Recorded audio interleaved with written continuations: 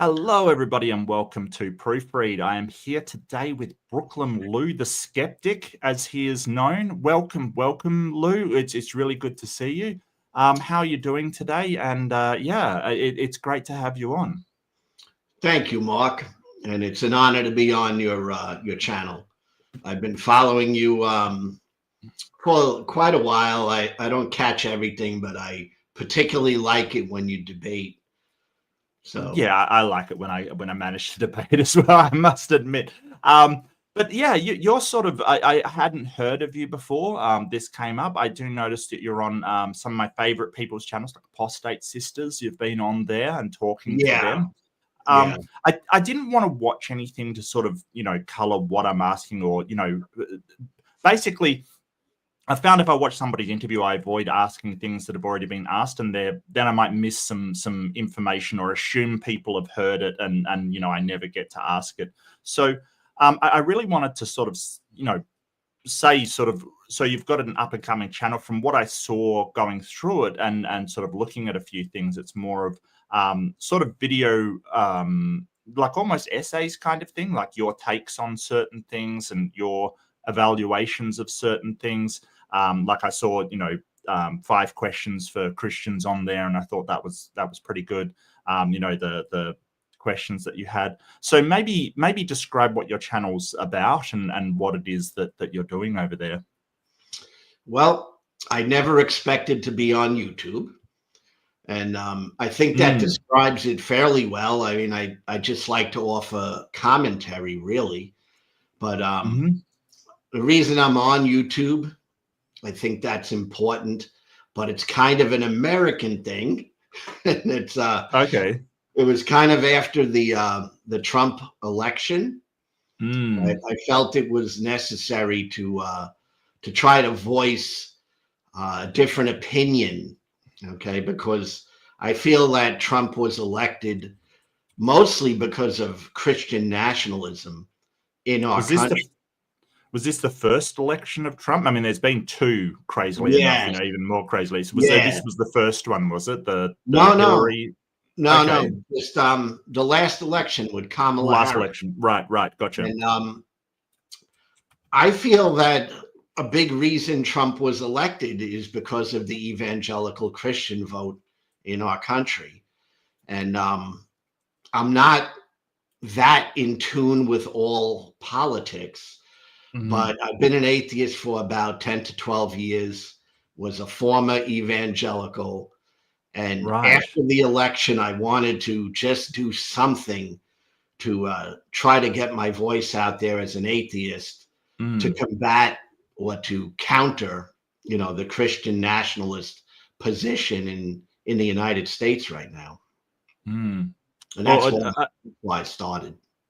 Right. So that provided a really good motivator to get out there and sort of push back against this stuff. I mean, depending on who you're talking to, and I get Christian nationalism is huge. Like it seems to just be descending to Christo-fascism these days, which is horrific and horrifying. So that was fairly recently. So what had you done before that, Lou? What were you involved in before that? Well, I did do some videos prior to that, but I stopped. Right. I stopped because I have a very close family member who is Christian, and they were offended by the content I was doing, So I stopped, but after the recent, after the new election, I had a conversation with this close family member and got to go ahead. I didn't want to offend people that are personally close to me, but that's over now, and I'm just free to go, and I don't feel like I'm really emotionally hurting this person, right? And that person is in the ministry, so it's it was a little right. something I like to respect, people and what they believe, but at the same time, I totally think that this version of Christianity is a very dangerous thing. And I'm happy to now be free to just go at it, voice my opinions on what's going on with Christianity in America. And basically, I think I'm kind of anti-theist in that I think all forms of Christianity are harmful to people, but some may be more harmful than others, Oh yeah, absolutely. Well, we all know, something like the Unitarians, right? Like the general sort of wishy-washy, God is something and you can do whatever you want to honor that God, and something like the Southern Baptists. There's a large margin in between I suppose the toxicity of those. Yes. And I don't want to pry too much into your friend, but do they understand the toxicity of the sort of type of Christian that is following the MAGA movement? Do they understand that? I don't think so, because the situation there is, like, I'm sure you're aware of. There's an indoctrination. There's a belief that is over and above fact. So, facts don't really matter. Right. It's almost a blind spot when it comes to people that, I mean, when you look at, say, the classical Christianity, right? You have the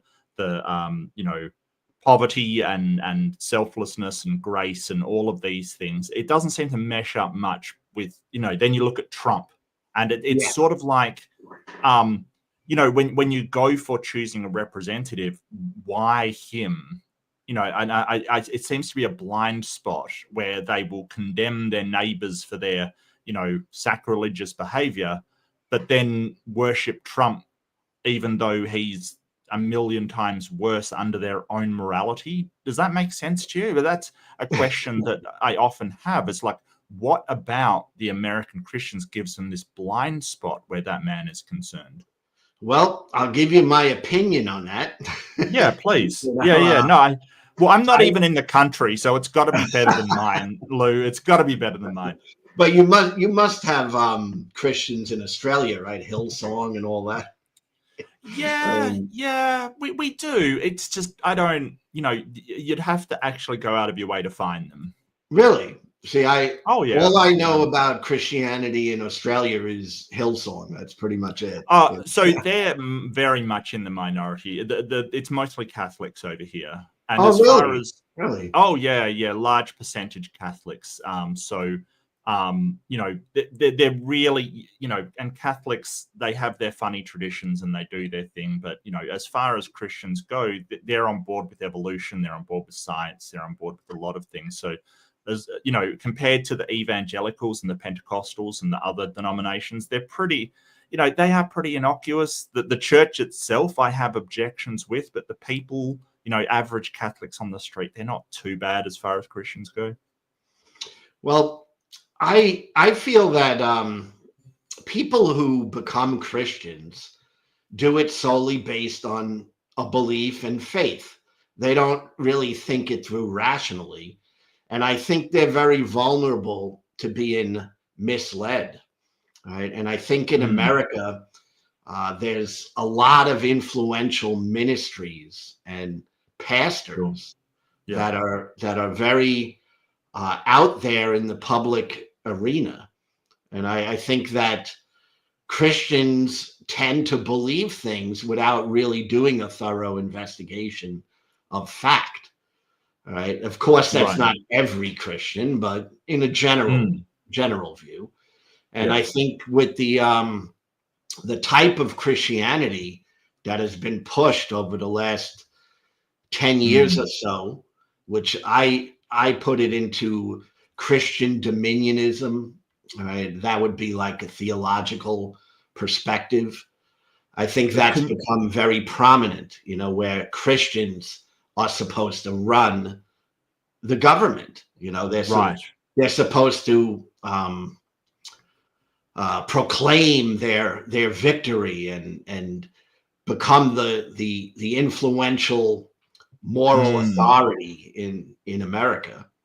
Right. And that's dominionism, is it? Dominionism. Gotcha. Yeah, that's a type of viewpoint. And of course, this is not all Christian denominations. Of course, yeah. But it is prominent, and it seems to have grown a lot.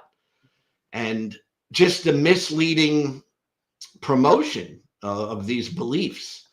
So I see a lot of Christian people being taken in by this type of belief, that Christians should be running the government and that America is a quote unquote Christian nation, Right. And I see America as a secular nation, So it's totally the opposite of the way I think.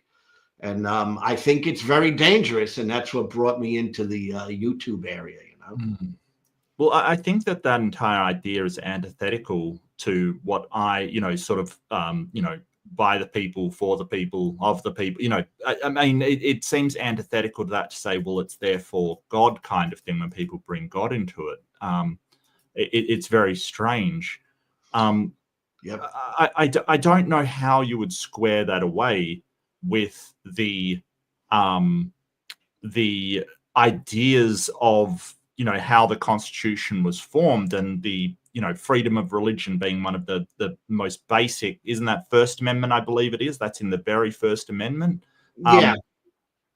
Do you so when you're thinking of America, are you, how do you communicate with somebody who is in that mindset about what America is, when you seem to be talking about two very different things? Yes.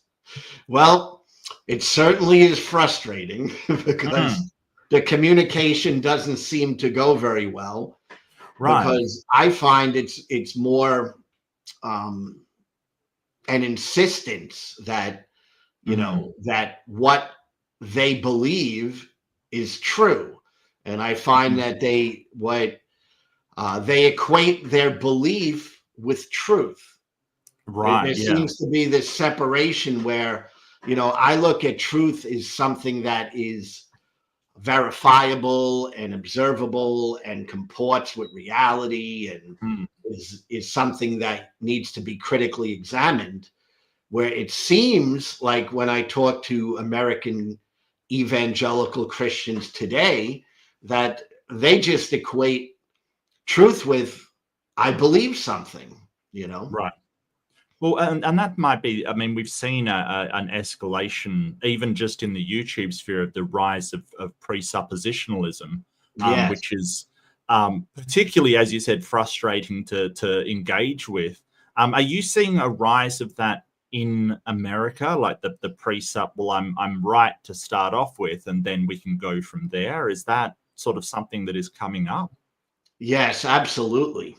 I mean, I was a Christian for many years. Yeah. So back in the day when I was a Christian, apologists would attempt to prove that Christianity is true using an evidentiary approach. Yep. Wasn't really that good, once you really dug deep. It's better than presup. Yeah, it was the approach of attempting to try to say, hey, what I believe is true, and I'll give you some evidence of it. Yeah. And that seems to have turned to evidence doesn't matter anymore. It just means I believe this, and therefore I'm right. And that approach is, I mean, I seen you face that in the debate I was watching with you and who is that fellow? The guy you debated that's very presup and is very arrogant. Oh, Darth Dawkins. Yeah, he's famous. No, not him. The other guy. You're going to have to be more specific. There's a few. I've counted a few of them. I can't remember his name right now, but I've seen him around. And you debated him, and he was just, insisting and obnoxious, and it was there's Jim Bob. There's Jim Bob. That's the guy. Yeah, right. Yeah. Yeah. And that seems to be the type of apologetic that is out there today in America. You know, so yeah, absolutely. So I don't know much about American areas, and I don't, I've heard of Brooklyn in movies, but I've never really, sort of know much about it. Is that a very sort of a like Austin in Texas, or is it a very sort of religious area that you're in? I would presume it's New York, right? Well, Am I right on that? Well, let me explain. I come from Brooklyn. I was born in Brooklyn. I actually live in Florida. Okay. Florida is a state that is pretty conservative. It's a Trump state. Oh, I'm aware. Yeah. It's a lot of evangelical, voters. So it tends to be like that. And in Brooklyn is actually a city, it's a city area off of Manhattan. And it's highly populated. And when I was in New York, it really wasn't that religious. Right? There were, people that were religious, but overall it wasn't too religious. So New York as a voting bloc generally votes more progressive,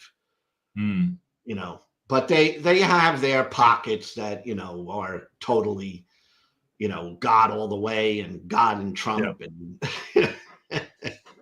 yeah. I think Florida, I mean, that's got a reputation around the world for being a bit of a cesspool of stupidity, to be honest with you. That's the reputation it has because of, DeSantis burning books and, or taking books out of the libraries. And, you have the Florida man meme that's traveled around the world. How do you think America is being seen by the rest of the world at the moment? Well, you could tell me what Australia might be thinking, or people in Australia. But I would think that America today is being looked at as quite foolish. I mean, I can't imagine that the rest of the world is looking at Trump and thinking, he actually knows what he's doing. I don't know because I don't live in these other countries, but right. I mean, I would think that they look at Trump as a joke, but I could be wrong. Well, I mean, it's sort of, the insanity coming out is really I'm not sure. Yeah, we make a lot of jokes about him, but I think dangerous is the first thing that would come to mind. Just a toddler playing with a hand grenade is foolish, but at the same time it's incredibly dangerous. Like I just it's hard to just laugh it off, kind of thing. But America has a special place in Australia's heart, and I like Americans. I like their idealism. I like their sort of their commitment to principle and all of these things. And it is shocking the way that the principles of freedom, equality, all of these things suddenly have flown out the window over the very short space of time. And I wonder why that is. I wonder, how did America get from the land of the free and the home of the brave to, the Fourth Reich, if you will, let's do whatever this man says, regardless of the law, and violation of people's liberty and their rights, kind of thing. I don't know how that happened. Well, I could tell you my take on it. Please, yeah. No, I realize everything is just our opinion, right? Like, yeah.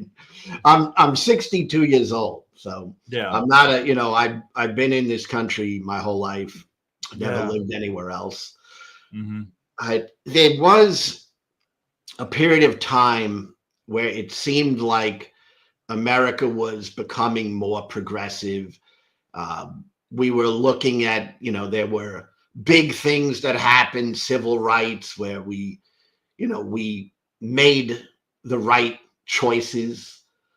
Previously, of course, we were in the wrong, but we seem to be going in the right direction. And religion and politics seem to be separated for a while.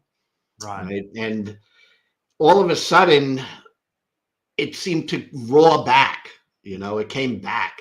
And there was this whole movement that dates back, but it seemed to grow in power, which was started by people like the Reverend Jerry Falwell, when he had a group that he labeled the Moral Majority, and it was a rallying call for fundamentalists, right? Right. And even that seemed to go away for a while, but when Trump came in, and it's very unusual, I don't really understand why, like Christians seem to look at him as a savior, and it became like these social issues became the big issues, things like trans rights, and we've been going backwards. And the only reason I think that's happening is the influence. It's a battle, and it's a battle for the mind of the American people, and I think that they made a lot of headway in influencing people, right, to go backwards and think that America has to be great again. And I look at that slogan, right? America, it's make America great again. So it's kind of going back in time, and Christians don't like seeing a change in their culture. And they fought back. That's how I see it.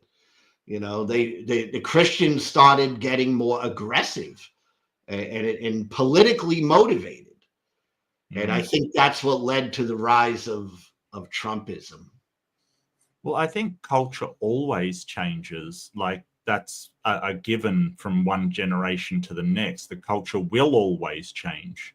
The things that we hold dear in our culture, the next generation may not hold them. And to me, I see it as, well, the world will be theirs next. So, who am I to decide what kind of civilization they they create for themselves? So, and the thing about it is that these sort of make America great again. I see America as great in the periods where it was, when Silicon Valley was established, and it really, made technological progress and computers and all of these things. It seems like they want to roll it back to, I don't know what time. I don't know what time they're talking about. It just, yeah. It seems to me like the 1950s or something like that. Right. Well, it wasn't that great. That's the thing. No. I mean, the 50s was a time of, racial, segregation, and these are not things that were good, but I don't understand the link with Trump, but it's definitely an authoritarian thing. And I see Christianity as being a religion or belief system based on an authoritarian type model. You know, you have to obey the God. You have to follow Jesus, the Christ. And I think Christians are very vulnerable mentally to this type of strong man, who they feel will solve the problems that they have. And that's what I see. I mean, I don't look to a man to tell me what to do, right? I don't look to a God to tell me what to do or how to think. But I do think that Christians are very vulnerable to that type of thinking. Right. And Trump kind of is transactional. So he made like transactional deals with these people. The abortion issue. Right. He like promised covenants, if you will. Yes. Yes. He promised them, I will turn this back in time, taking away women's rights, Yeah. But in the Christian world, I mean, that's a popular thing, you know. Let's face it, biblically, women didn't really have a say in anything.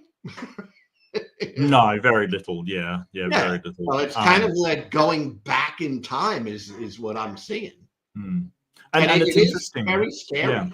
It's very scary. Oh, absolutely. But it's interesting that sort of, the Bible sort of treats women, or at least the Old Testament treats women as if they were property, and Trump seems to have this same, identification that women are sort of, he can do whatever he wants to them because, he's in a position of power, or he is somehow, the whole grab him by the pussy thing was just like, but like just looking at it from an outside, you see Christians who are, sort of, you've got to be morally virtuous, and then you put that side by side. I don't understand how you can get there with that. That's our leader, yet somebody not wearing a shirt will upset them.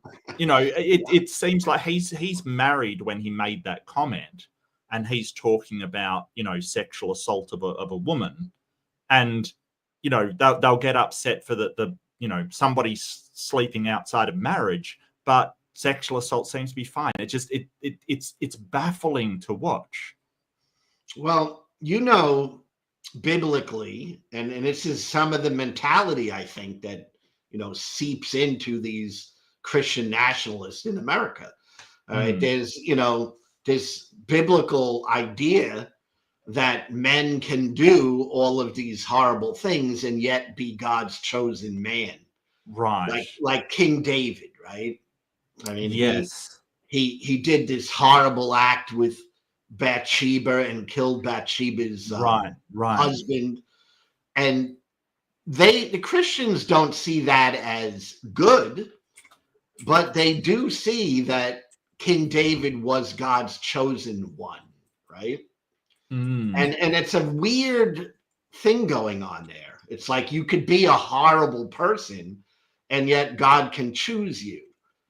And I see some of that mentality. It's, well, Trump isn't a perfect person, but right. But he is chosen, and he's the one that God chose.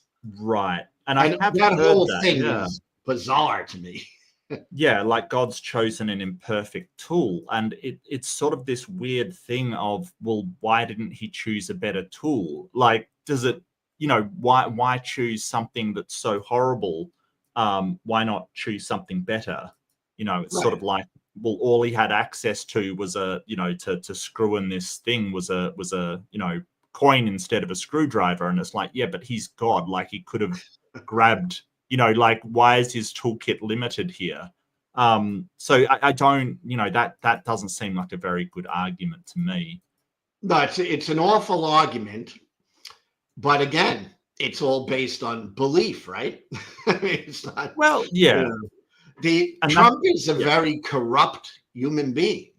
He's been corrupt for decades. Oh yeah. It's not like he goes by the law. He's a convicted felon.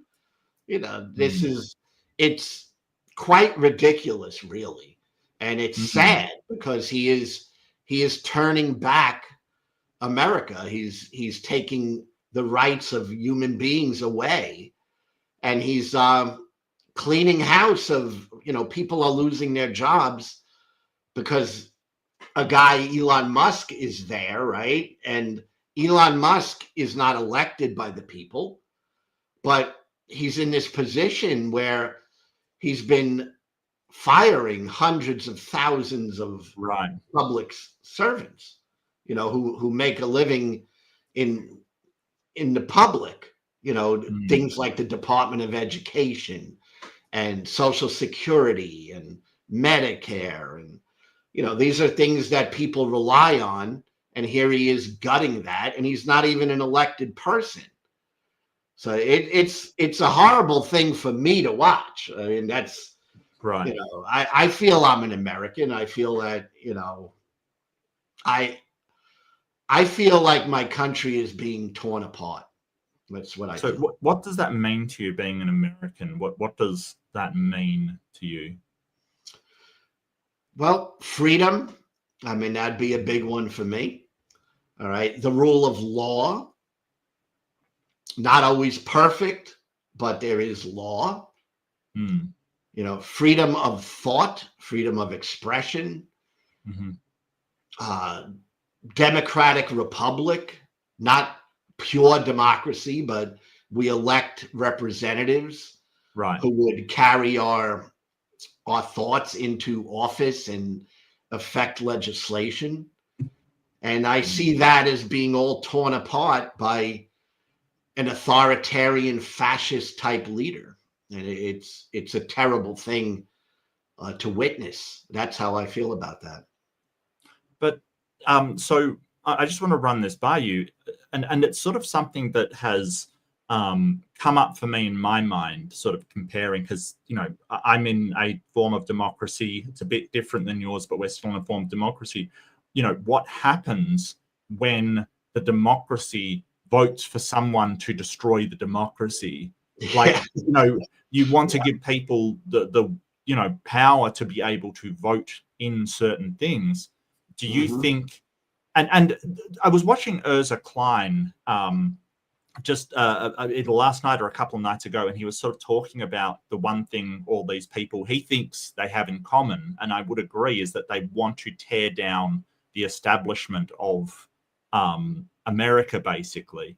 But it seems like people voted him in to change the status quo of America. And so, you know, I don't think people realized what he would change it to, but he's doing what they voted for. And I think he's absolutely correct. I think he's correct in that they wanted something to change in DC, and he's definitely different. Not in a good way, but, you know, and I think that some of them are waking up to that. But can we vote for the death of democracy? Is it undemocratic to prevent that? Very interesting thought.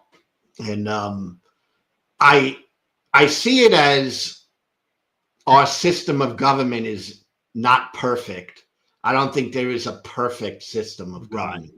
Yeah. Right. So it can be manipulated, and that's what I see going on. And the vote can be manipulated because human beings can be manipulated. You know, we can be persuaded to do horrible things. That's the history of humanity, right? Right. So I think that they kind of won the battle of influencing human minds in America. And yes, I think Trump won the election. You know, I'm not an election denier. I also think he lost the previous one. You know, but I think he won the election. And yeah, there's a weakness in that if the people vote for a madman, it's a problem. You know, and it's a problem. I don't know the answer to that, other than there can be certain tweaks made. Like, one thing I would politically support would be the election reform in terms of money.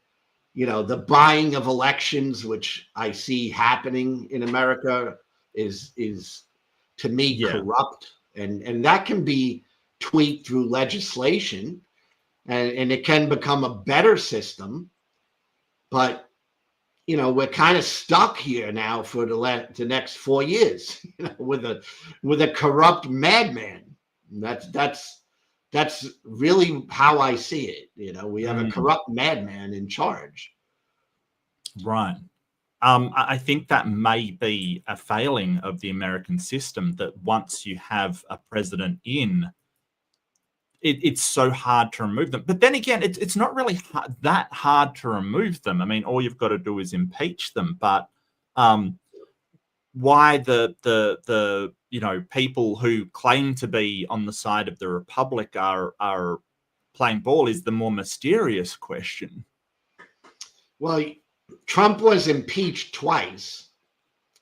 in his first presidency. Yeah. So in America, you can be impeached, but not thrown out. Right. Because that's a political vote.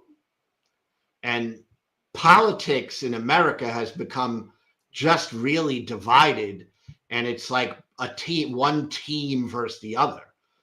Mm. And there's the Supreme Court, which Trump packed with right-wing conservative type thinkers. And it's just very difficult right now to come against Trump politically because he has the various checks and balances kind of tied up already. He's gained a lot of power. Well, I mean, he's throwing it away, isn't it? I mean, his actions have got to be causing people to reevaluate, or is that not happening? Kind of thing. Is they just doubling down on him? I don't know because I don't follow it that close to know what polls are saying.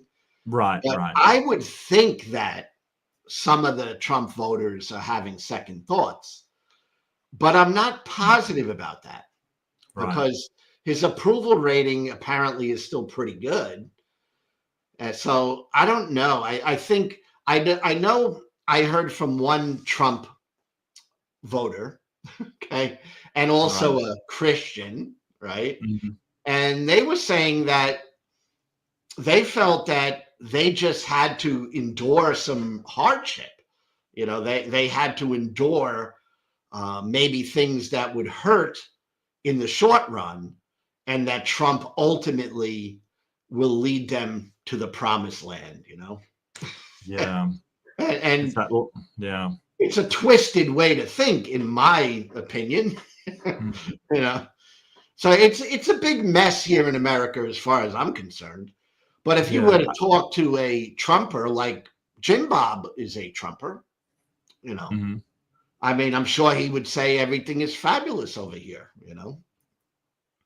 That's insane. I mean, yeah. Like, I mean, at some point it's got to be sort of that sunk cost fallacy. Like you've, hitched your wagon to this guy. At a certain point, you've got to cut it loose. Like if it, from what we're seeing, the economy was in a great place when Biden left, and single-handedly it's been destroyed. It's been absolutely destroyed. And I mean, they're sort of economists are saying that it's very likely they'll go into recession with what they're doing, which is insane. I don't know how a recession and this sort of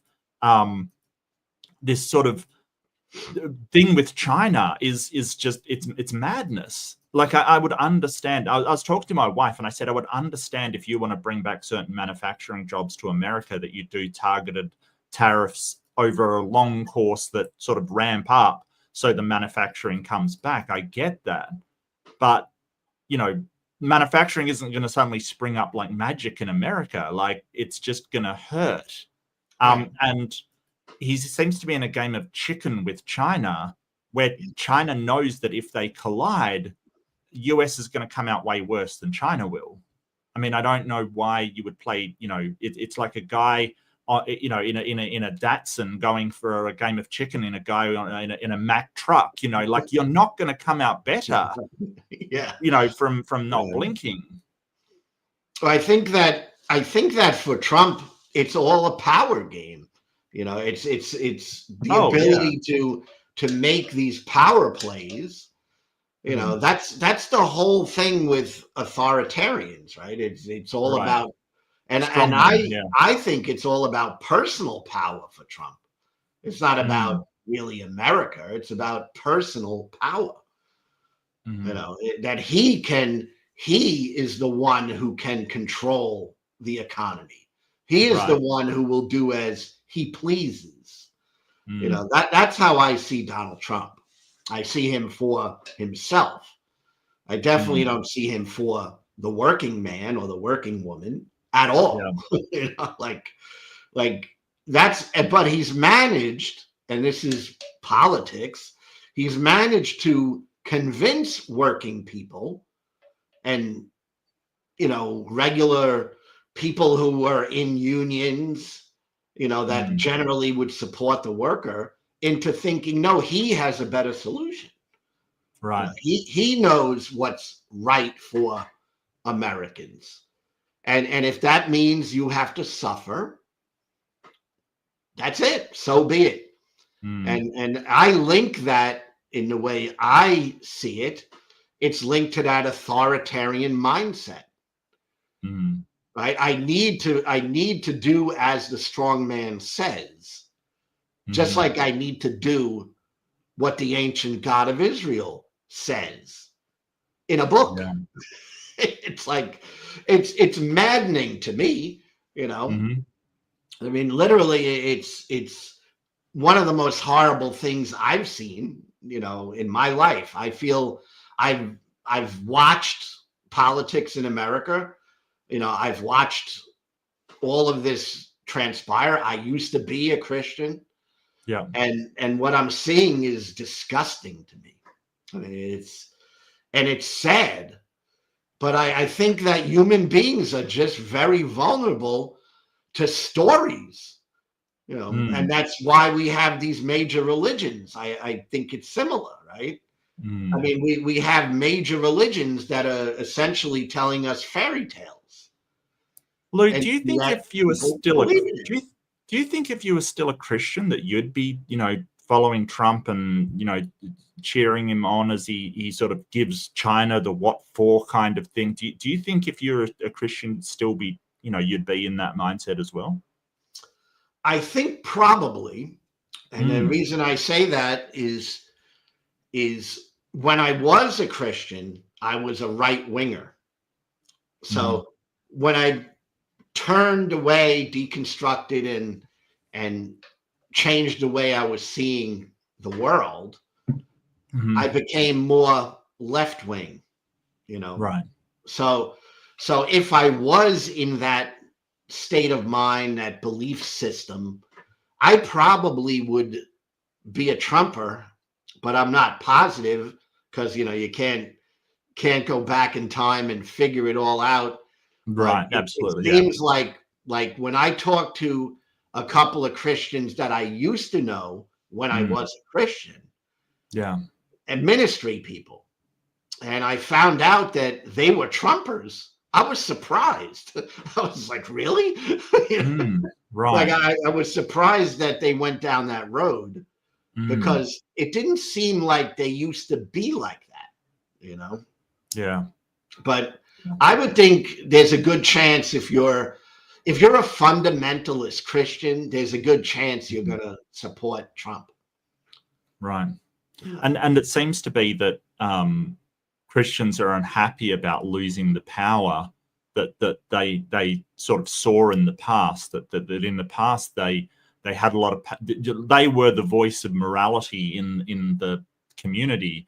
And I know from a lot of, like, my nation's very secular, they're just, sort of one voice among many, and usually not the one that's the, moral pulse on moral pulse of what we want to do. So they're sort of seen as, okay, you've got your opinion, but you've got no more opinion than anybody else on morality. So I think that maybe they're trying to reclaim that power of telling people what is right and wrong, even though it doesn't actually concord with their actions and what we know to be good for people in general.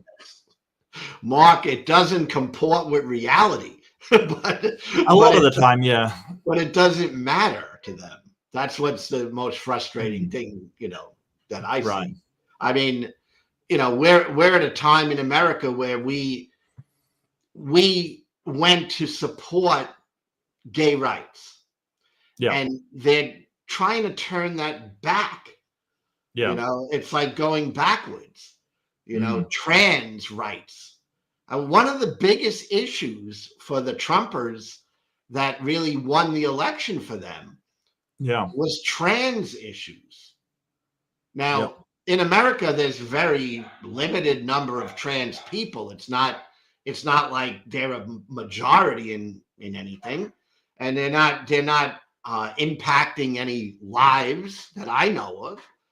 but just the vitriol against trans, against that idea, right, it was overwhelming. And, you know, at the end of the election cycle, Trump was doing rallies that were so hate-filled. You know, they were just, it was a horrible thing to see. And yet people are applauding, you know, and saying how wonderful this is. And you had some Christian leaders coming out at the last rallies he was doing, like Franklin Graham, and saying, you know, giving all their support to Donald Trump. So it's mind-boggling. It's not something I ever thought I would see. So definitely spurred me on to get on YouTube. And my approach is maybe different. See, I'm not political, although I'm sharing my political views, right? But I think it stems from a belief in irrational things. So as an atheist, I can at least try to voice an opinion that will counteract some of the voices of Christianity in America, you know? And if America became less Christian, I believe they would become less authoritarian and more, you know, concerned about the rights of all human beings and the rights of people, all types of people in America. And that's what I would wish could happen. But I don't think that could happen with Christianity as the you know, the main thought process going on, you know? No, I would have a tendency to agree. And the way that countries that still have Christianity usually are struggling, and the, you know, the ones that really give a lot of hope are the sort of Nordic countries, you know, Finland and Scandinavian countries and things like that. They're very progressive as far as that's concerned. So you sort of say that you're Brooklyn Lou the skeptic. What's skepticism to you, and how does it play a part in what you're doing on your channel? Skepticism to me covers a variety of different aspects of life. So it's not just religious skepticism, but that's definitely, I'm a religious skeptic. I don't believe in any of these gods or religions, right? Right. But skepticism is more than that. It's a way to critically think about things you are told and things that people believe and try to push off on you. Like, I think a skeptic is less vulnerable to scams, you know, financial scams, different types of manipulation, because a skeptic will ask the difficult questions. And that's kind of what skepticism is to me. But we look at it in the atheist community online. I think we look at it as non-religious, right? Right. But I think it covers way more than that. You know, if someone comes to me and is trying to sell me a bunch of bullshit, I think my skepticism is helpful.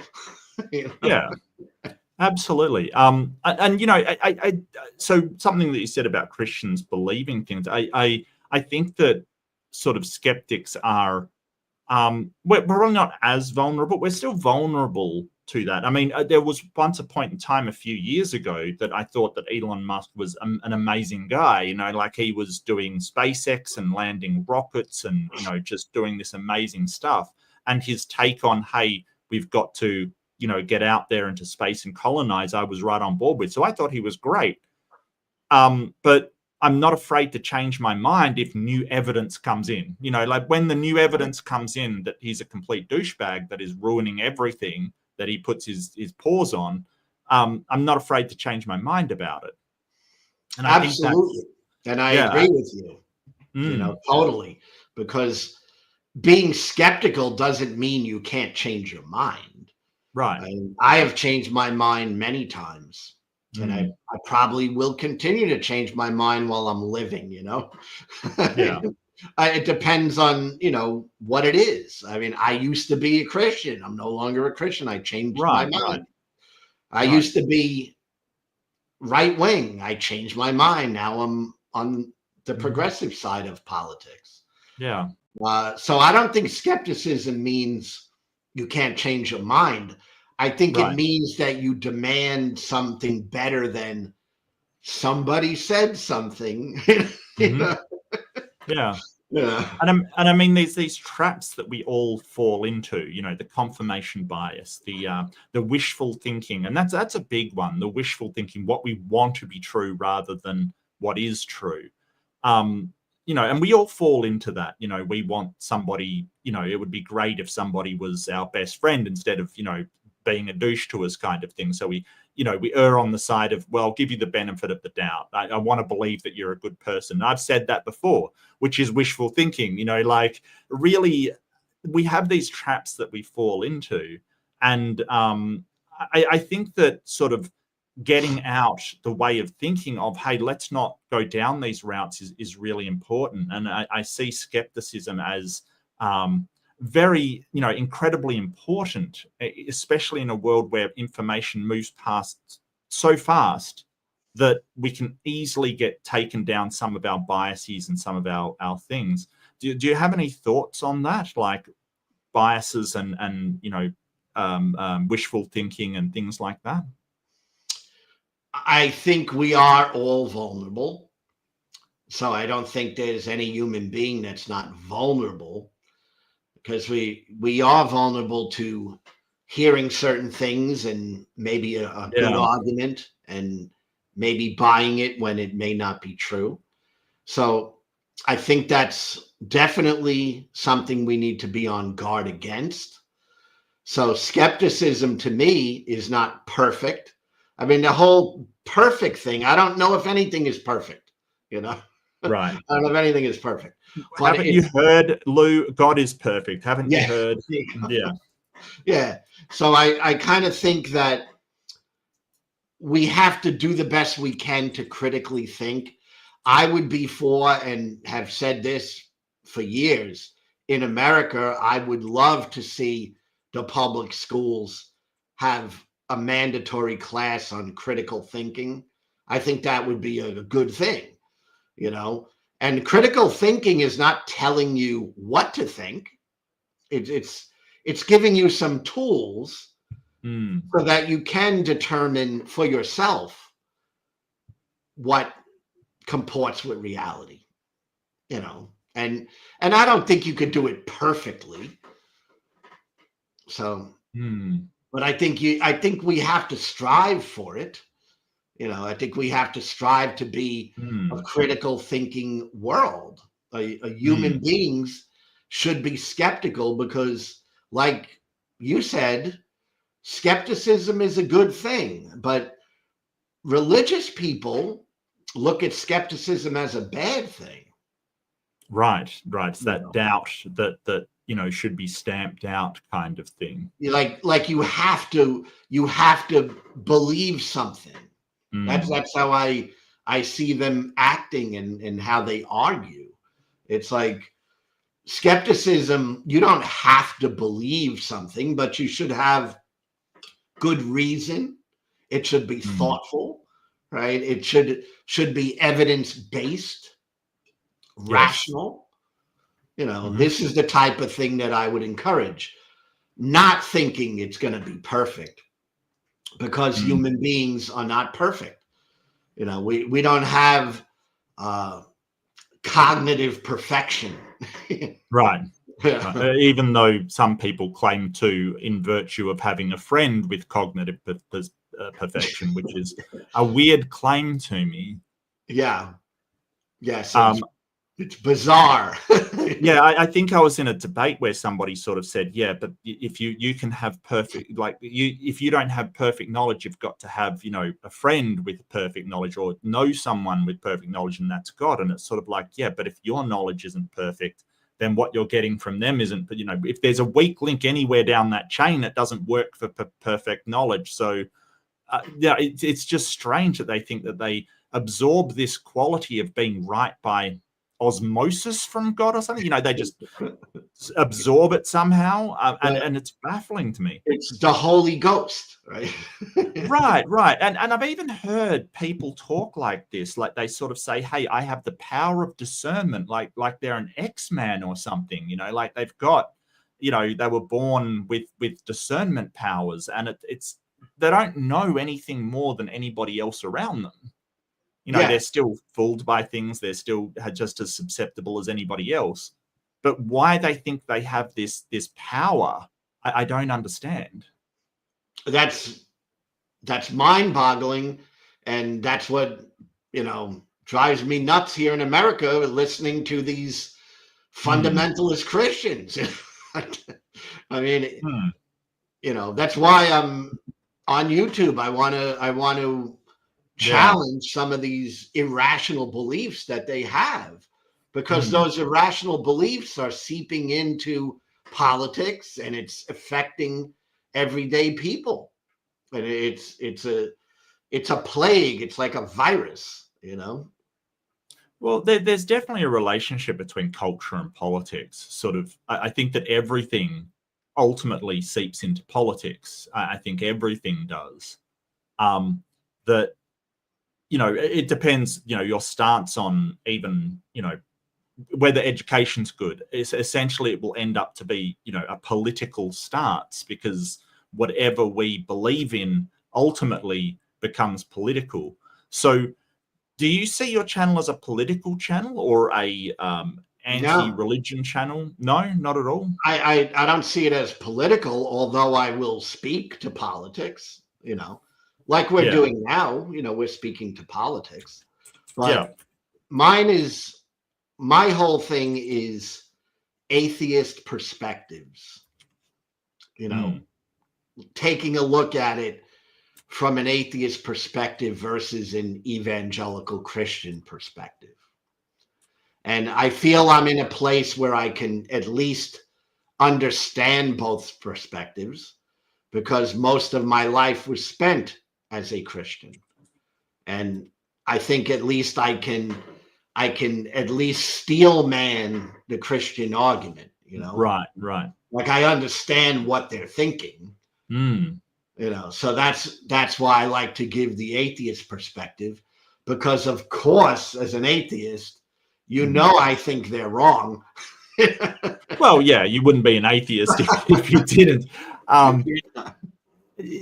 Yeah, I mean, although atheists can be wrong as well, you know, like there's definitely atheists who are more, you know, sort of spiritual, or you know, they believe in ghosts, for instance, and they don't believe in God, but they believe in something, or magic, or some sort of mental force. So the idea that atheism, and you've probably heard this, that atheism is a worldview. What are your thoughts on that one? I love that one, because I hear it all the time. Right, I hear that all the time. And I mean, my take on that is, it's kind of just stretching things, right? Like, atheism for me is a lack of belief in a God, of any supernatural God, not just a Christian God, but just gods, right? Supernatural gods. And that gets taken by Christians to mean so many different things. Like, you know, they'll stretch it like the Big Bang, right? You can be an atheist and not believe in the Big Bang. Sure. I mean, that's entirely possible. Oh, you can reject science altogether and still be an atheist. But Christians have this mentality where it's like they've been and it's because of apologists. That's why. Because they're told over and over that atheism is this worldview, right? Which they assume they know, all of your views on a variety of different issues just because you're an atheist. And that is always frustrating to me. So I'll always ask Christian things like, do you actually know what I think about that? Because they really don't. They do have to ask, because they're just it is speculating on this worldview. Like, I know you and me, Mark, we probably disagree on some things. I mean, if we went thing by thing by thing, there's going to be some things we disagree on.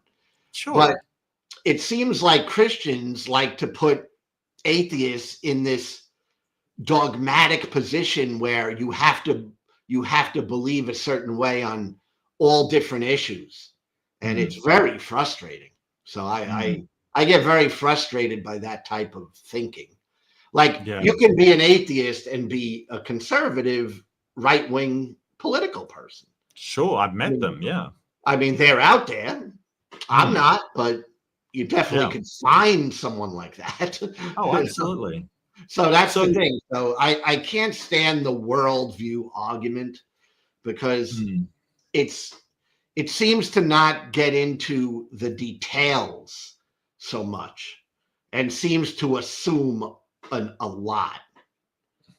Well, I find it interesting, because when they talk about the Christian worldview, they're really talking about their own worldview, and that being the proper Christian worldview kind of thing. Like, and no matter who's making that Christian worldview argument, it always is theirs that is the Christian one, even when they differ. So I find it hard to sort of say, hey, there's one consistent Christian worldview, but all of them use this term like it is, unchanging as you go across denominations. And I don't think that's true.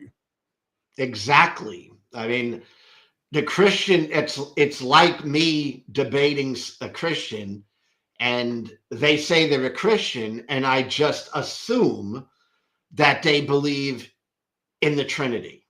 Right. They might not. They could be a Christian who doesn't believe in the Trinity. Or I say, do you believe in once saved, always saved? I have to ask them, because I don't know. Just by them saying they're a Christian, I don't know. I mean, I could make the assumption, and I'd be wrong. And they're wrong to assume an atheist believes all these different things, without asking. Do you think we do too much of that as atheists, just assuming, like, when they say, hey, I'm a Christian, we like Trinity, the God of classical theism, omnipotence, omniscience, omnibenevolence kind. Do you think that we do too much of that as atheists? I don't know. I think it's something we shouldn't fall into, because when you're talking to a Christian, it can mean so many different things.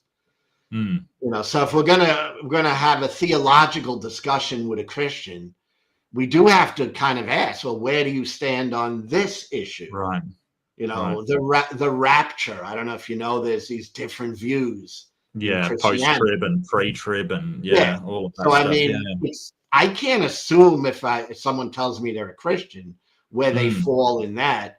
That's the crazy thing about Christianity, right? They all know it all, and yet there's thousands of different beliefs. Within this thing we call Christianity, right? Well, I had something I was talking about the other day, and that was sort of when we have objectively true things, generally the more people investigate, the more we'll hone in on, people will come to agreement. Like, for instance, germ theory or something, like multiple people examine it and go, oh yeah, that's the same thing. It doesn't seem that way for religion. It seems the more it's examined and reviewed, the more they split rather than actually come together and agree on something. They do. They split all over the place.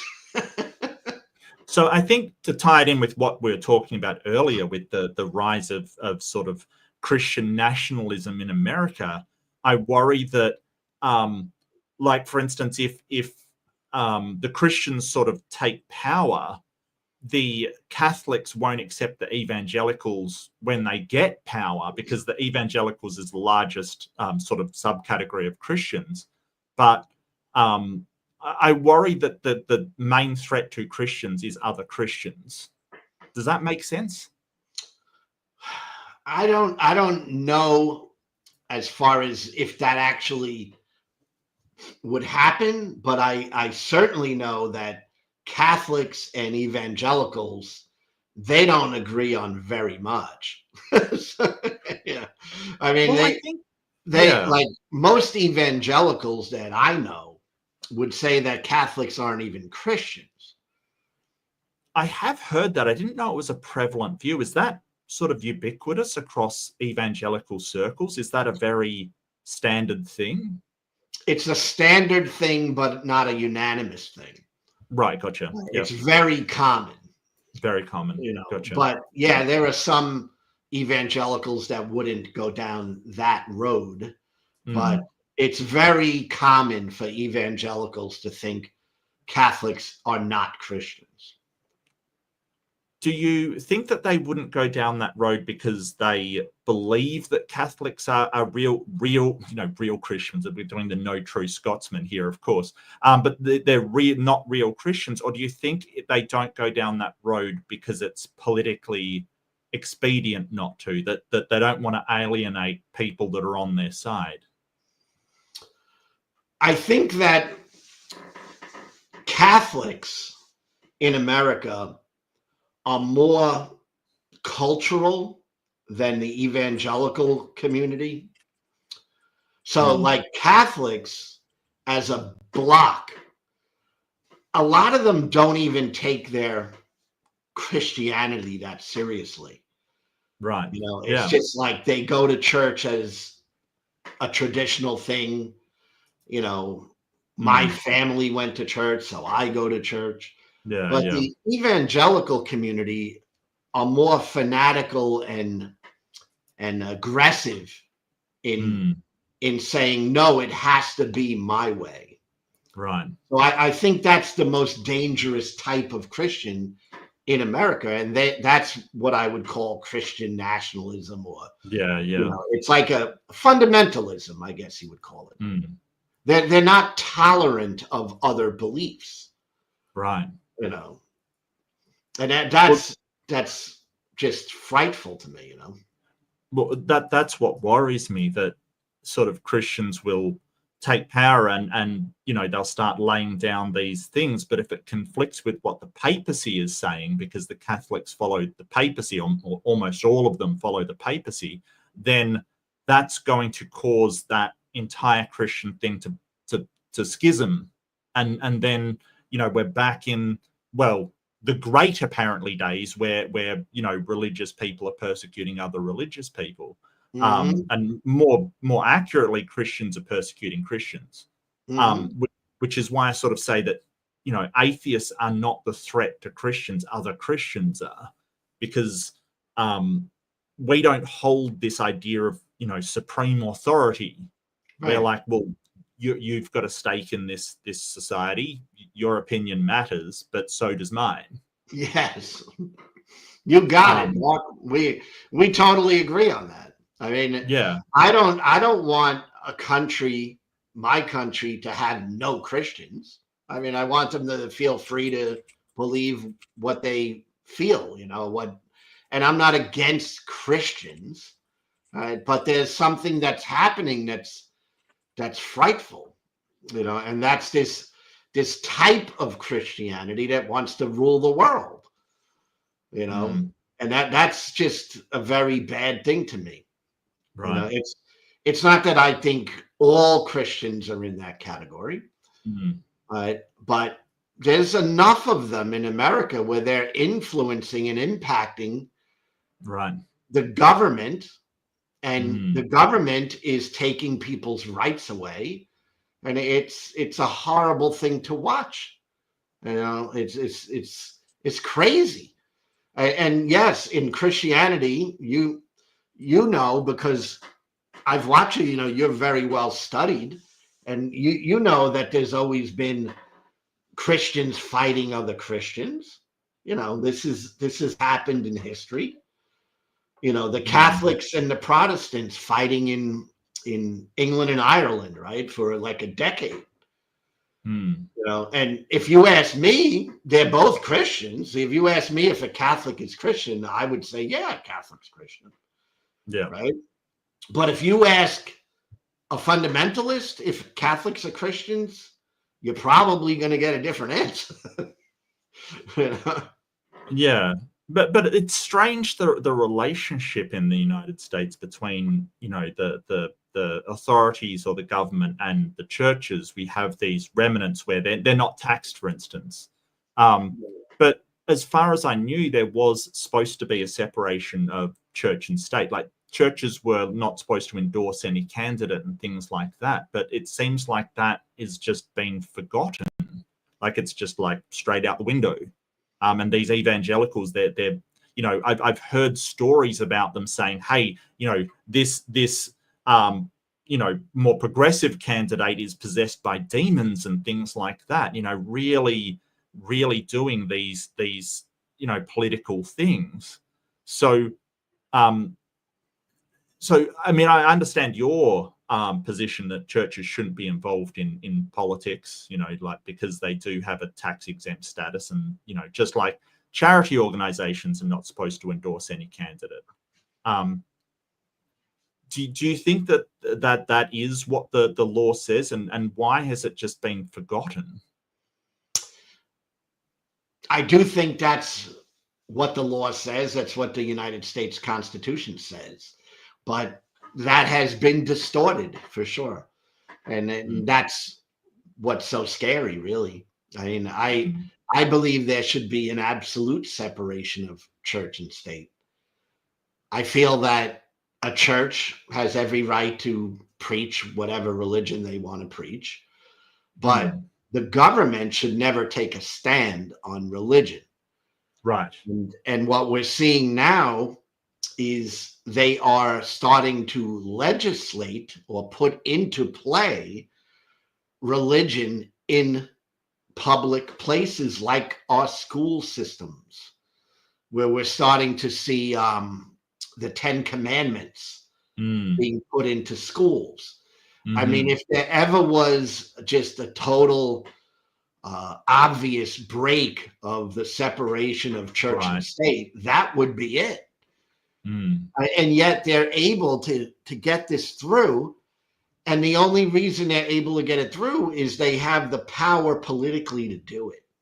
Right. And probably maybe the Supreme Court of the United States, because it has swung very right wing. Yeah. But it should never be in America that the 10 Commandments should be mandatory in a school. That should never be, Well, what got me was sort of the misinformation as well, sort of saying that, hey, children weren't allowed to pray in school. They were told not to and stuff like that, which was never a thing as far as I understood it. It was just the state, like the teachers didn't get them to pray. It was just that if they wanted to pray on their own, that's totally fine. I don't understand why people believed that. Woo! That's that misinformation. Right. That just people will believe things, and it's that's why we need critical thinking. We need skepticism, because people will just believe stuff. I talk to Christians, they believe in some wacky stuff. Yeah. and they'll die on a hill for it. And that's really wild, Yeah. I mean, it is. I mean, they'll believe, things that are just have no basis in fact whatsoever. It's a fascinating thing that a human being can throw their critical thinking skills out the window like that, well, it's sort of the way that I see it, that faith as described by the Bible is sort of antithetical to critical thinking. It's sort of, come up with the belief first and then believe it no matter what evidence you actually see. That's it. Yeah. So if one Christian leader comes out with a crazy, thing that they saw, trans people descending on the school and trying to destroy the school, even if it has no basis in fact, there's a lot of people will stick with that.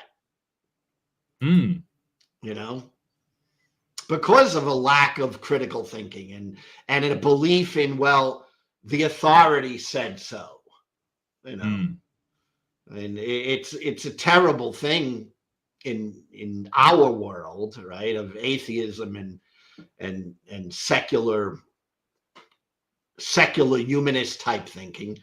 But in the religious world, this is prominent. They think a lot of preposterous things because somebody said so. So do you think that America has hope for being a secular nation? Do you think that, I guess I'm saying sort of, a while ago, it wouldn't be seen that Australia would ever be secular. And suddenly now we essentially are. Christians account for less than 50% of the population. Do you think there's hope that America will get there, or the United States, I should say? I have hope. I haven't lost hope. I'll tell you, when Trump was elected, I had serious thoughts of moving out of America. I mean, that actually entered my mind, right? Because what does that mean to you? What does leaving the United States mean to you? It means that I've given up hope that my country, will do the right thing, and I never dreamed I would even consider such a thing, right? But I did consider it, and I would consider it if things got worse and worse. But for now, I'm going to stay put, and I'm going to try to make a difference in just a little way I might be able to make a difference. But it's sad, to think your country is just really becoming the bad guy in an international world. Yeah.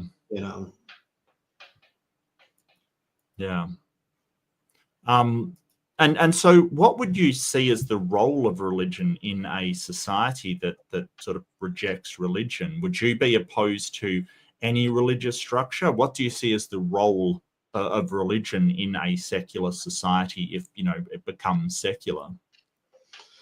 Well, I think if you had a truly secular society, religion wouldn't really play a role.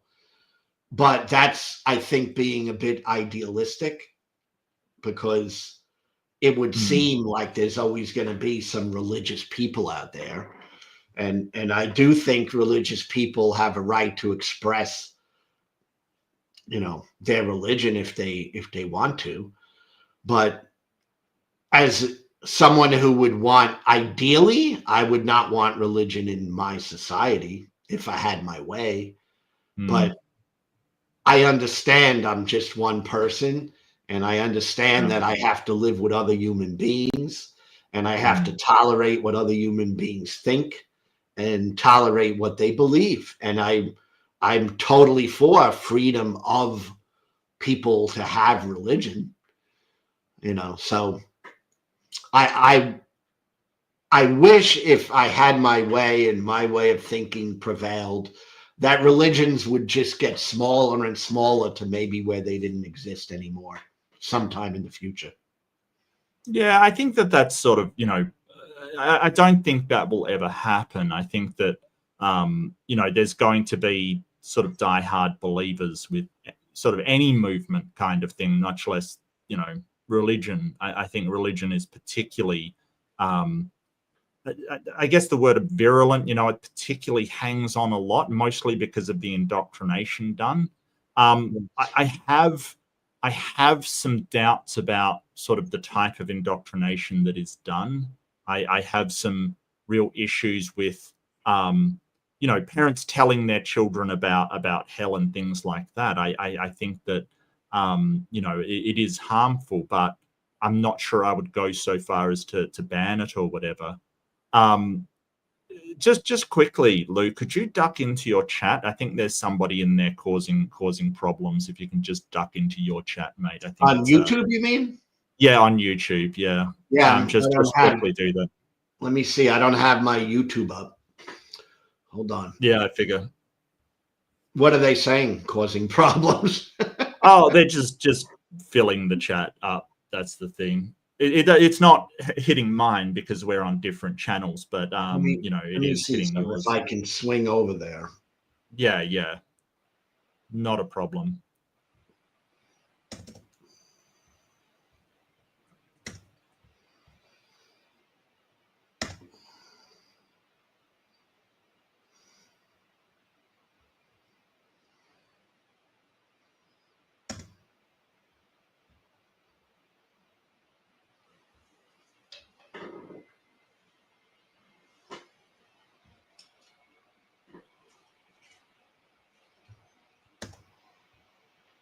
Or if you can just give me maybe moderator privileges. Can you see me, Mark, or no right now? Can I see you? What do you mean by see you? On the screen? Because I'm on my YouTube channel right now. Yeah, if you just click on the 3 dots next to my name in the chat and then add as moderator, and then just a standard moderator. Let me see if I see you in here. Just send something right now. I should pop right up. Yeah.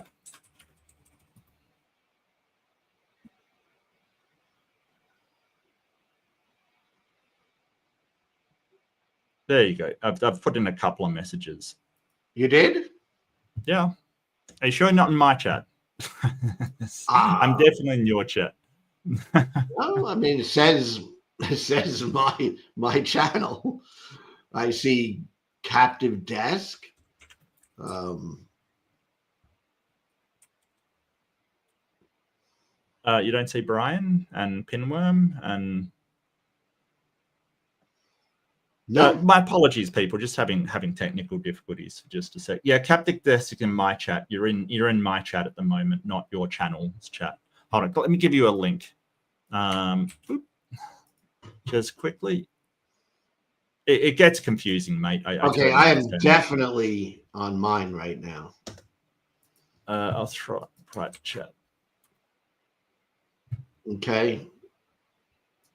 Should see Jules Newton spamming. Yeah. Okay. Yeah. Now just send me a message and I'll click on it.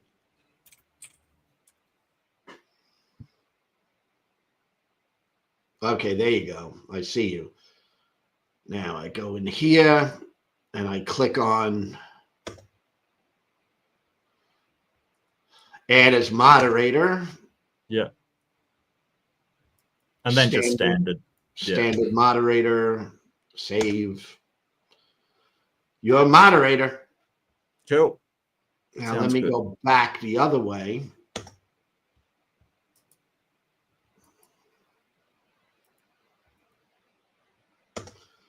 All right, now I should be back on StreamYard. There you go. Yeah, feel free to kick out any spammers. Or... I just give them a 10-minute timeout. Like, if it just continues, take care of it. But yeah, that's one of the things. Like, if you're new to YouTube, you need, or you don't need, but it becomes, people will. I feel like there's a case of, on Batman where he's sort of Alfred's like. Some people just want to watch the world burn. That's essentially what they're after. So, timeout. But I have a few people that I trust as moderators that can, in the chat, if someone says something racist, if someone says something bigoted, they can clamp down on it. And I 100% support. And I thank my moderators so much. Maya, I'm looking in your direction here for their persistence and excellent work on my channel. I could not do it without them. So yeah, it's you know, it's just one of those things that come with YouTube. There are going to be trolls. Oh yeah, I mean, I get it all the time, but I have one or two moderators, but they're not always on, you know. Yeah. No, understandable, and that's where sort of, you know, I mean, I was clueless when I started doing my channel. Like, don't get me wrong, I had no idea, and luckily, a very experienced moderator, Titan Uranus, thank you very much, went to me and said, hey, you've got to do this, and this, and you've got to have a certain amount of people, and, you know, just sorted me out essentially. So I was very, very lucky in that respect. Incredibly lucky. You know, almost nothing that I've done on my channel has been, you know, me by myself. It's been people support and, you know, helping out each other and things like that. So I love to support new channels. I love to support new creators or people that I haven't met before, because, you know, I was there. I was, you know, had 2 people and a dog, you know, watching basically, and startup. Not that you do, you actually have a fair few more, but you know, I know what it's like to start up. Let me tell you something. I don't think YouTube is easy. I don't think it's easy. The thing with cooperation, like, to me, just by free thinking atheist type people going on to other channels like we're doing today, that's for me a big opportunity. You know, I see that as an opportunity, because there's people who would never see me that are now seeing me. And same way, I mean, there's probably people on my channel that are going to see you for the very first time. Oh, absolutely. Yeah. So I think that's overall just a good way to get out there more, you know. Well, it's the reason why religions and sort of the atheism movement have had pretty different results. On one hand, you know, you've got like you say, they believe the thing that the person tells them, that in that case, they all have the same sort of belief system and all agree on everything. And it makes for a powerful community. Whereas atheism, it's like herding cats, you know, like everybody's got different ideas on everything. And, you know, I was over at Kaz's the other day sort of talking about whether morality is objective and disagreeing and things like that. But, you know, we don't have one overarching sort of message or purpose or, you know, thing that we're doing. So it kind of is, Christianity has the stronger community. It just does, you know. Yeah, and so they're also very well funded. At least in America. I mean, they have a lot of money. Oh, absolutely. No, I grant you that. Yes. I mean, anywhere, even here, they've got a lot of funding. You know, like, just because it's, you know, people tithe, they're expected to tithe, and then donations on top of that kind of thing. So they have essentially a tax on their members.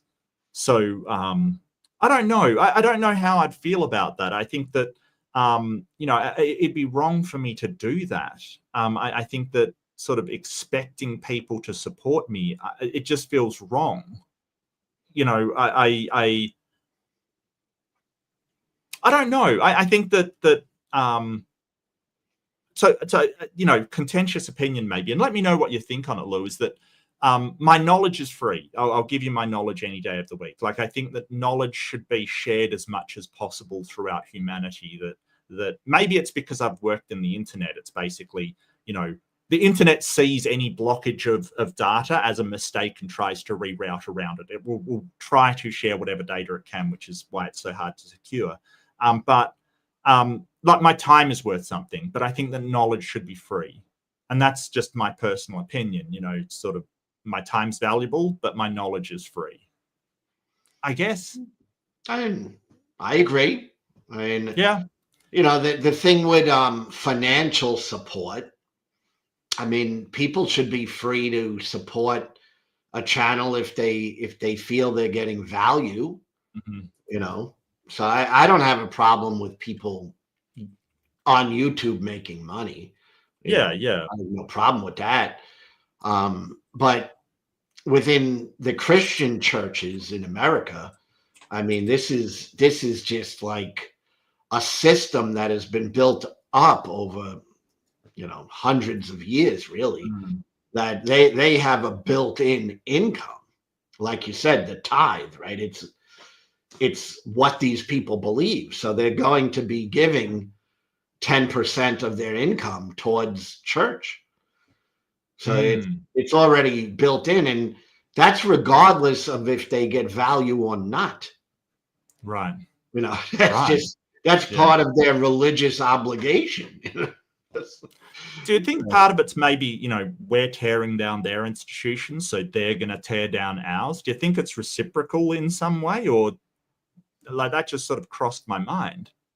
I think that Christians see people like you and me, giving reasons why people maybe shouldn't believe in their religion. They see us as very harmful. Yeah. Very harmful. So we become an enemy. And I every time I say these things, and not to be meant blanket, because I know Christian people who are not my enemy, and they don't think I'm their enemy. All right. But there's a large percentage of people on the internet that would think that you and I are their enemy. Oh, yeah. I've had people say we're in a war before. Yeah. And it's been like, this is news to me. And then they're like a spiritual war. And it's like, this is news to me. I didn't realize I was in some kind of warfare with you, who I'd never met before in my life. I don't see it that way. I see it as a disagreement over what's best for people, rather than, I've got a worldview that I'm trying to hold supreme kind of thing. I don't see it that way. Neither do I. I mean, I see it, and on my channel, I invite Christians, to talk. I have no problem with any of that. And I try to be. I'll give as much time as a Christian wants to express their views. Not that I have a big channel. I'm just getting started, but I don't have any problem with that at all.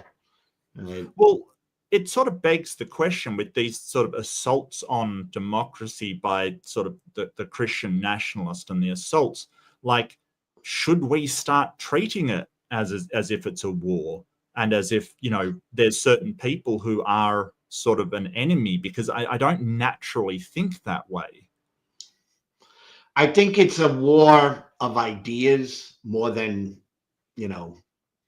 physical, I wasn't sort of meaning physical, but, like, we seem to have a lot more graciousness to say, hey, you're welcome to your beliefs kind of thing. And I guess I'm tossing up, hey, is there a point where we say, well, if you want to make this a war about beliefs, it's attack time, and saying, hey, you should not have a church, you should not have this or that.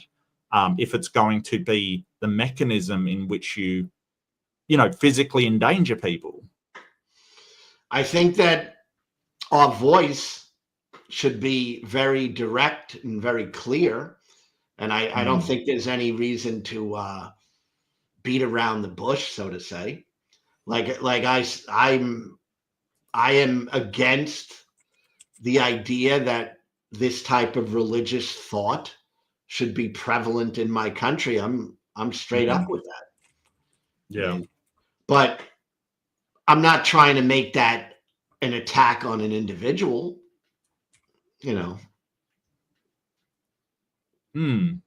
So they're individual beliefs, sure.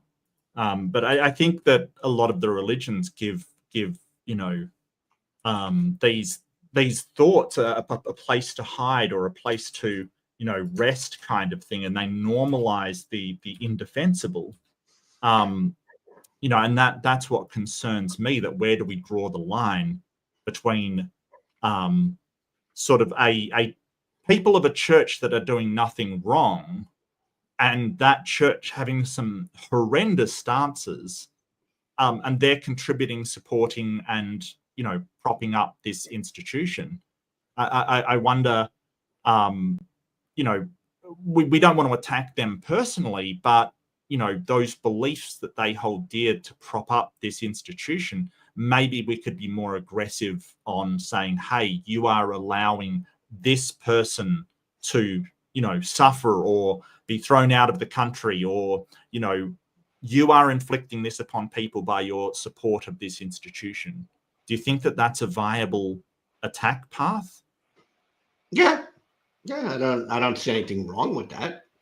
I mean, I draw the line when it comes to physical violence of any sort. I'm not for any physical violence towards any people group. Except for self-defense. Self-defense, yeah, and, definitely. There's always exceptions, like self-defense is that's valid to me, but I'm not the one to want to lead a revolution of any sort of violence whatsoever. Well, it's difficult because any legislation that you pass with a law is indirectly going to enforce some sort of violence, and state-sanctioned violence, which is what the law essentially is. Because, for instance, if you have, say, the pandemic, basically, and we have like lockdowns like we had in Australia, I mean, the police could arrest you for violating those laws. So, in a way, any legislation is an endorsement of violence on the part of the state, albeit minimum violence in order to uphold that law. So I think that I totally get you. I'm not saying, hey, let's take torches and pitchforks to the street kind of thing, but just say there's one thing you could legislate to stop churches from doing, for instance. What would that be? Churches should be paying taxes, would be maybe the first thing. Yeah. And they're run like a business. They do business. They get tax advantages, and they also get government provides them with money from time to time. Right. And yet they don't pay anything in our country, Yeah. And they're tax exempt. And I would say that's something we should move towards in America. But we got a long way. That ain't going to go through in America, at least not now. I mean, I don't mind a church who is doing community work from not pay, just like any community service or voluntary or NGO, basically a non-governmental organization, a non-profit. I really don't mind if they're doing, they're feeding the homeless and things like that. I don't really mind if they're not paying taxes. It's the accumulation of wealth, like Scientology does, and I think that the richest religion is actually the Mormons. It's the Church of Latter-day Saints. It's like insanely wealthy, like just insanely wealthy. And they pay no tax because they're a religious organization. I think one of them is selling cereal kind of thing. And it's like, well, you've obviously got a huge benefit there because you're a religious organization. You're not taxed on whatever you make. So, I don't see it as particularly beneficial. It's worrying because for something not to be taxed, you're directly taking that from the infrastructure and the societal benefits that government gives us. You're taking it from the roads and the schools and things like that. It's money that isn't going to people, essentially, or services for the people that the government is running. And I don't mind if you're providing if you're feeding people or sheltering homeless or stuff like that. That's totally fine because you're providing that service. But it's when they're making insane amounts of money and not helping out the community. And I think one of the major problems is that they only help out their people. You know, they only help out the Christians. That's all they will help out. And the rest of the people, well, you're not saved. You can go stuff it. Yeah. There's classic stuff in America that it might go on in Australia too. Let's say that a church is doing a feed the poor type of thing, you know, which is a good thing. I'm all for that. Nothing absolutely. wrong with that. It's wonderful, right? But they'll attach the religion to that, whereas the poor go to get a meal, but they have to endure the preaching of a guy, you know, before they get the meal. You know, it's like pushing the religion, you know, on them when they're vulnerable. You see, so there's you know, that's not really just feeding the poor. It's feeding the poor with an agenda. Well, I see that job as a job of the government, not like a religion kind of thing. I get that there's charity organizations, and I like that there is, but I think that any charity organization that is not feeding the poor, it's a lack of the government doing what it should be doing, which is taking care of the people, no matter who the people are. So I think that that's definitely a failure of policy rather than, you know, but I get you. It basically bugs me because I wonder, do churches have an incentive for fixing a system if the system provides them people to preach to and to convert, kind of thing? I really wonder whether they're incentivized to fix these problems if those very problems provide them with converts, and you know, maybe not. I just, you know, it's just a thought. I think that the church leadership is vital, and I don't think all church leadership is bad. Okay? Yeah. But in my country, I see horrendous church leadership.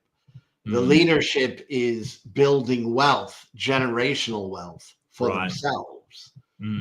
Right. And I think that's the story of Hillsong as well. Right? Yeah, absolutely. You know, it's building this generational wealth, and it's doing it in a way where they're tax exempt.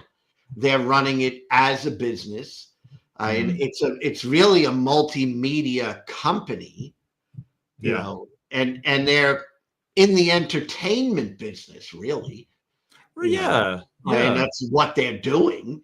And yet they are given this privilege, right? That doesn't seem warranted to me. You know, when I know that, you know, they might take in, I'm just using random numbers, but maybe they take in $200 million this year, and they have 2 million go to some decent charitable cause. Right. Yeah. You know, but the rest goes to staff and creating wealth through real estate transactions. And, you know, but of course, all of the staff and all of the people involved are all Christians, so it's sort of, you know, just accumulating this wealth in this certain circle of Christianity kind of thing is the way that I see it. And creating more influence, because with more influence comes more money. Right. Yeah. And that's why it's so difficult to kind of change the mind of people, because I think that they're being bombarded with Christian messaging and Christian entertainment. And when they go to church every week, they're being told over and over and over, you know, a message that sinks in, and it's a type of mind control. So it is a type of brainwashing. You know, when you hear the same message over and over and over again, even if you started out resisting the message, right? Maybe you heard something, I'm going to resist that, but you hear it over and over and over again. That repetition, week in and week out, does impact the human mind. That's how persuasion works, you know? And how do we as a secular community, how do we combat that? I think it's an uphill battle here in America. It's difficult, you know? Yeah. I guess that's why debate and things is so important. And one of the people that I love, Amy Newman, sort of said that we're purveyors of doubt, and that I think one of the strongest weapons we have is cognitive dissonance. You know, the idea of having two ideas in your head that conflict with one another, and something's got to give there. And I think that's one of the most potent weapons, when you can point out, hey, God said, give away all of your possessions, and you're at a mega church, you know, giving money to somebody that has 2 jets and, you know, 5 cars and things like that. Right. I think that sort of cognitive dissonance is one of our most powerful weapons. I agree. And that's that definitely played a role in my deconversion, because, you know, if you're trying to be true to yourself, and that's a question that only, you know, a person can answer for themselves. But if you're trying to be true to yourself, you hit these cognitive dissonant things, and they'll sit with you a while. You know? Yeah, they don't act immediately. Yeah, absolutely. And I see a lot of that on your channel as well. You ask, you know, with the things that you ask and the things that you say, they're like, well, if you are a Christian, why is this kind of thing? You know, that well, yeah, you claim to be this thing, but it doesn't mesh with these, you know, policies that you're doing. Or I would like to make people think, you know, and I think that religion, high control religion in particular, you know, that they don't want you to think. And definitely, without a doubt, when the years I was a Christian, if someone comes into the church and raises a different viewpoint, they're kind of pushed out pretty quickly. Right. Yeah, and I experienced that. Yeah. Yeah, I mean, they don't really encourage different opinions. You know, that's like very much frowned upon. Yeah, then there's that societal thing to conform.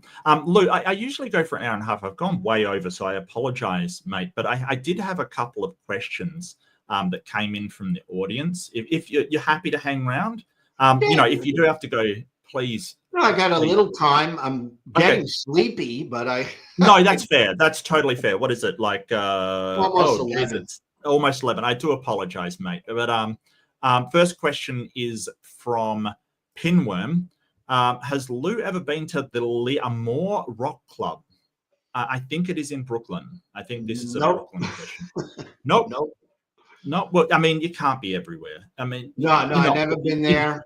You're not God, you know, like, let's face it. Come on.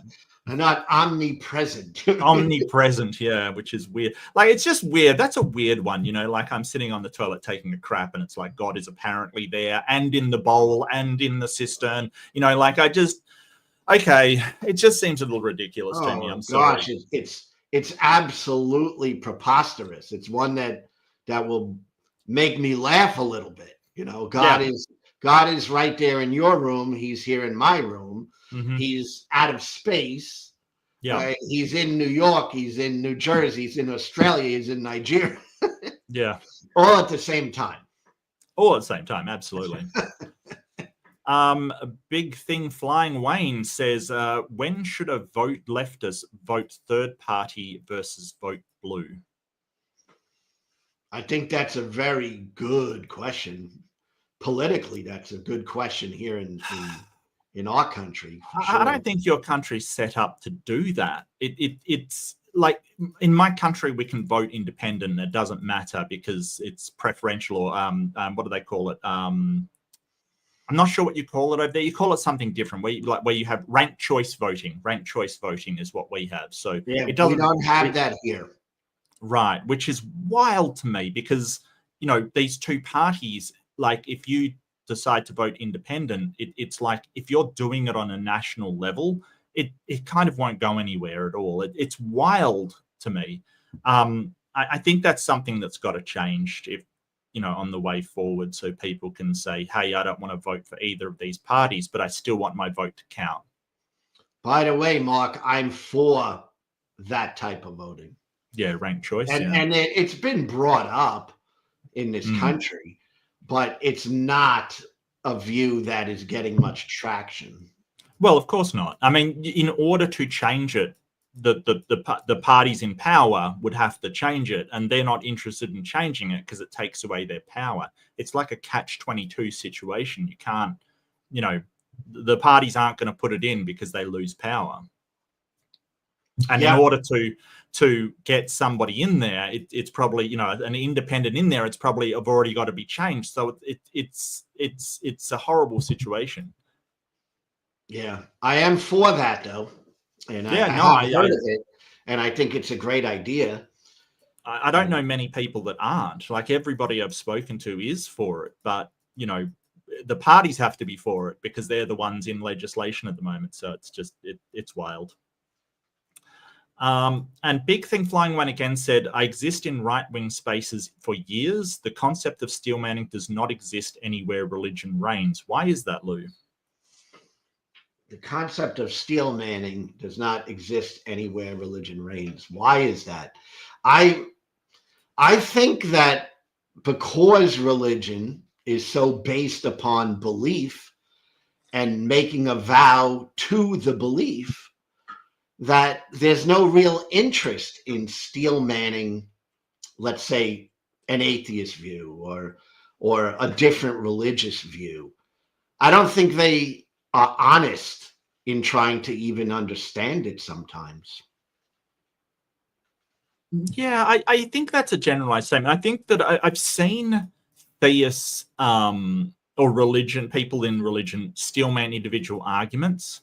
I think there is a lot of straw manning that goes on, though, to especially the atheist arguments, you know, that, you know, you think the universe came from nothing kind of stuff. It's just so wild that it's still out there, you know, even when it's been clarified like a million times. So I don't know. You know, I think that they can. They just, you're right. There is a general thing of not steel manning the other person's position. I think it's what I think at the last debate I was asked to steel man. I steel manned the other person, and then they just straw manned my position, which was I think that was Nadir that was against, and I steel manned his position. But yeah, I think that you should be able to steel man, unless it's absolutely absurd.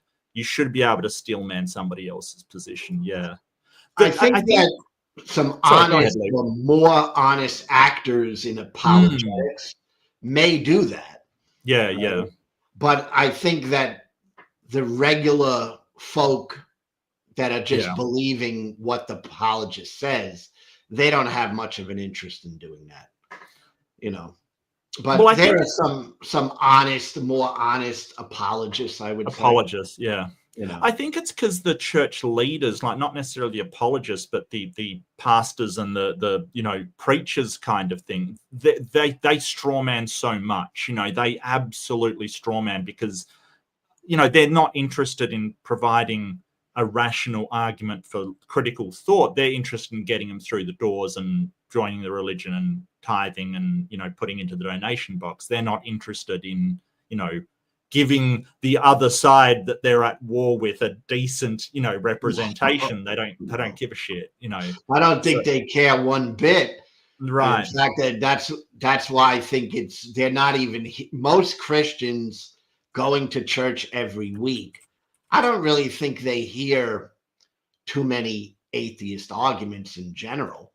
And no, you know, there's some people that are out to convert atheists, so they might hear it more often. You know, but the regular person sitting at church every week, I think they're there primarily just to have their belief reinforced. You know.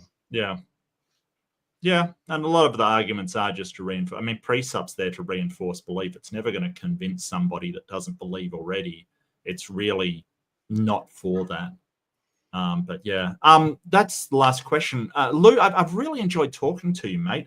Just quickly, I'll throw a link to your channel in the chat again. I've been doing it periodically, but probably not as much as I would have liked, but I'll throw it in there. Just let people know what you're doing and where they can find you and what you've got coming up.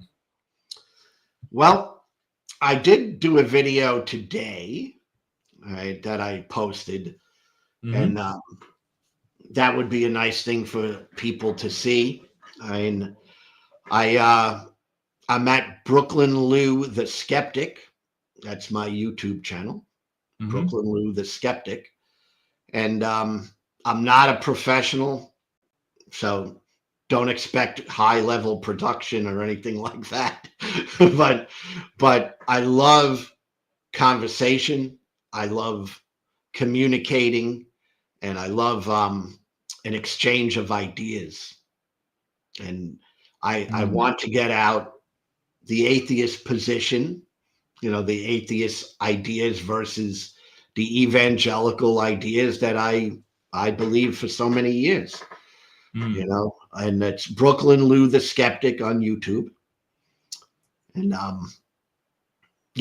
I did a video today on death, which is not a nice subject. I get that, but I gave what I used to believe about death versus what I do now, and how I feel what I believe about death now is so much more mentally stable, based on reality, healthy.